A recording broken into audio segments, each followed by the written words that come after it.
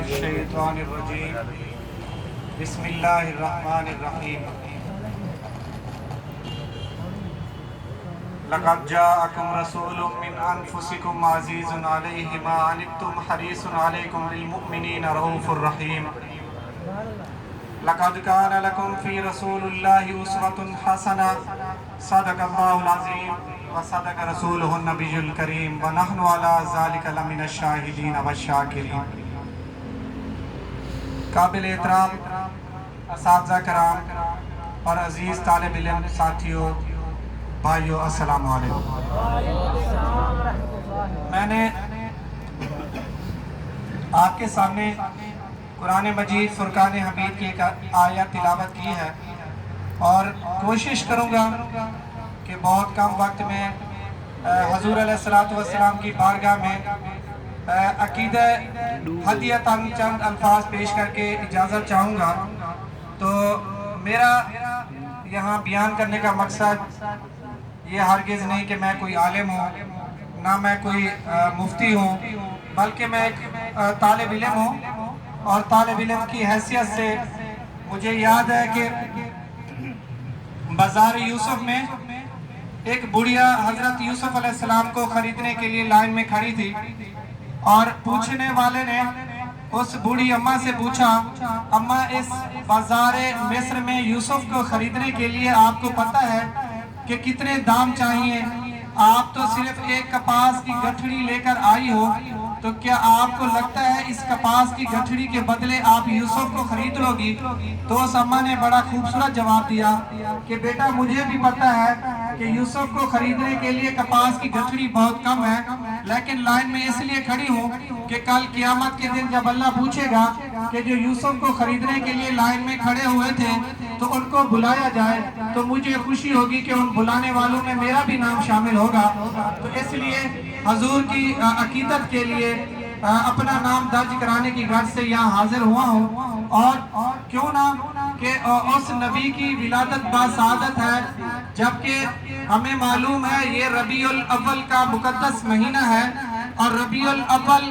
ربیع کے معنی ہی بہار کے ہیں، اور اول پہلی بہار کو کہا جاتا ہے۔ تو ربیع الاول کا مطلب کہ آپ صلی اللہ علیہ وآلہ وسلم کے آنے سے نہ صرف بہار آئی، بلکہ جو اس میں سرزمین عرب پر خزاں کا موسم تھا، جہاں باپ بہنوں بیٹیوں اور ماؤں کی عزتیں محفوظ نہیں تھی، جہاں پر نوجوانوں کے حقوق نہیں مل رہے تھے، تو جب حضور اس سرزمین پر قدم رکھتے ہیں تو پھر ہر طرف بہار ہی بہار ہوتی ہے۔ جب حضور کی ولادت باسعادت ہوتی ہے تو اماں آمنہ کہتی ہیں کہ جب حضور میرے گھر میں پیدا ہوتے ہیں تو میرے گھر میں روشنی اور اتنا خوبصورتی دیکھ کر مکے کی عورتیں میرے پاس آتی ہیں کہ آمنہ خیر ہے، آپ کے گھر میں تو کچھ زیادہ روشنی ہے۔ تو اماں آمنہ کہتی ہیں میں خود حیران ہو گئی کہ میں نے اپنی زندگی میں اتنا خوبصورت چہرہ کبھی نہ دیکھا تھا۔ تو جب یہ بات چلتے چلتے دائی حلیمہ تک پہنچتی ہے اور دائی حلیمہ مکے کی طرف روانہ ہوتی ہے، تو ان کے قافلے کے ساتھ ان کے خامن بھی ہوتے ہیں اور سے لوگ بھی ہوتے ہیں، لیکن جس سواری پر دائی حلیمہ سوار ہے وہ سب سے کمزور سواری ہے، اور لکھنے والے لکھتے ہیں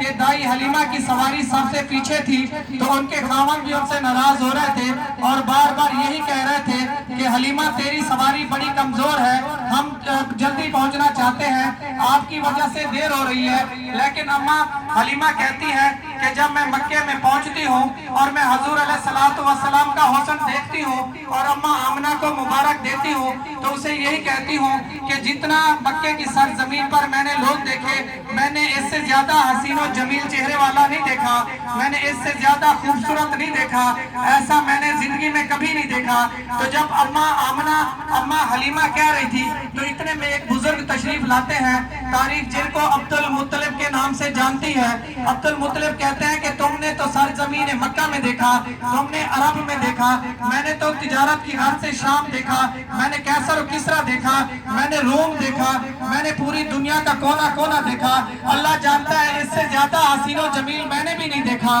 جب عبد المطلب یہ کہتے ہیں تو اللہ جبرائیل امین کو بھیجتے ہیں، جبریل جاؤ زمین پر کہہ دو کہ تو نے اس سے پہلے حسین کبھی دیکھا تھا۔ تو جبریل امین عرش معلیٰ سے زمین پر آتے ہیں، اماں آمنہ کے قدموں کا بوسہ لیتے ہیں، حضور کو چومتے ہیں اور کہتے ہیں آمنہ मुत्तलिब तुमने तो दुनिया देखी, मैंने तो मशरिक से मगरिब तक, मशरिक से शिमाल और जुनूब तक, अर्श से फर्श तक इस जैसा हसीन और जमील नहीं देखा। तो जब जिब्रील अमीन ये कहते हैं तो अल्लाह ताला फरमाते हैं जिब्रील तूने देखा नहीं, क्योंकि मैंने इस जैसा हसी कभी पैदा ही नहीं किया, पहला तो हसी पैदा किया जिसको तू देख रहा है। तो जब हुजूर अलैहिस्सलातु वस्सलाम को अल्लाह ने पैदा फरमाया, आप इस ज़मीन पर आए, तो अल्लाह ने आप सल्लल्लाहु अलैहि वसल्लम को मौजज़ात अता किए। अल्लाह ने हर नबी को एक मौजज़ा दिया, मूसा को मौजज़ा दिया, ईसा को मौजज़ा दिया, इब्राहिम को मौजज़ा अता किया, इस्माइल को मौजज़ा दिया, ईसा को मौजज़ा दिया। लेकिन अल्लाह ताला फरमाते हैं कि मैंने अपने नबी को मौजज़ा बना कर भेजा। जितने मौजज़े सारे नबियों को दिए थे वो सारे जमा करके मैंने अपने महबूब के कदमों